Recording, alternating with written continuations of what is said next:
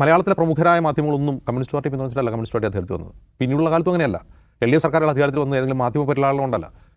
എവിടെയാണ് കമ്മ്യൂണിസ്റ്റ് പാർട്ടിയുടെ സ്ട്രെങ്ത് എന്ന് പറഞ്ഞാൽ അവർക്ക് അവരുടെ പോളിസി ജനങ്ങളുടെ മുമ്പിൽ ചെന്ന് വൃത്തിയായിട്ട് നേർക്ക് നേരെ പറയാൻ പറ്റും. ഒരു വീട്ടിലേക്ക് കയറി ചെന്നാൽ ഇരിക്കാൻ പറയും, ഇരുന്നിട്ട് ജനങ്ങളോട് രാഷ്ട്രീയം പറയാൻ കഴിയുമായിരുന്നു. ഇന്ന് ആ ശേഷി നഷ്ടപ്പെടുന്നു. അതിന് സാമൂഹിക മാധ്യമങ്ങൾ ബദലല്ല.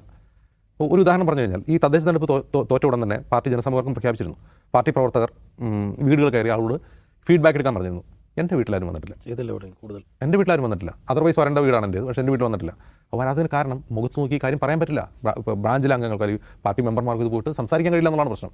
അതായത് CPM ഏറ്റവും ഡിഫൻഡ് ആയി പോയിട്ടൊരു സംഭവം ശബരിമല തന്നെയാണ്. അതിൽ തിരിച്ച് ജനങ്ങൾ ചോദിക്കുന്ന ചോദ്യങ്ങൾക്ക് പാർട്ടിക്ക് മറുപടിയില്ല.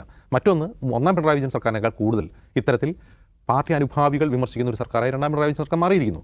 അപ്പോൾ അത്തരം വിമർശനം ഉള്ളപ്പോൾ അതിന് കൃത്യമായി മറുപടി പറയാൻ ഓൺ ഗ്രൗണ്ടിൽ മറുപടി പറയാൻ പാർട്ടിയെ നിൽക്കാവുന്നില്ല. പിന്നെ സോഷ്യൽ മീഡിയയിൽ എന്ത് ചെയ്യും?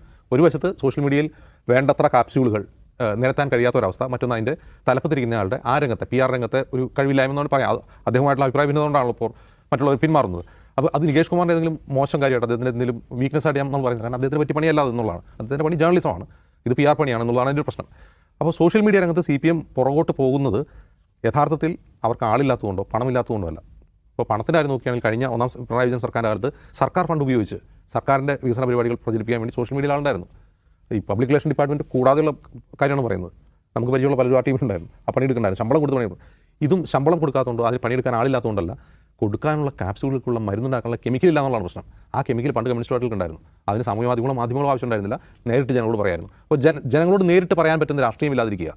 ബാക്കി നേതാക്കന്മാർ വന്ന് മാധ്യമങ്ങളിൽ പറയുന്നത് കൂടുതലും വിവാദങ്ങളാവും. ഒരൊറ്റ ഉദാഹരണം ചോദിക്കട്ടെ.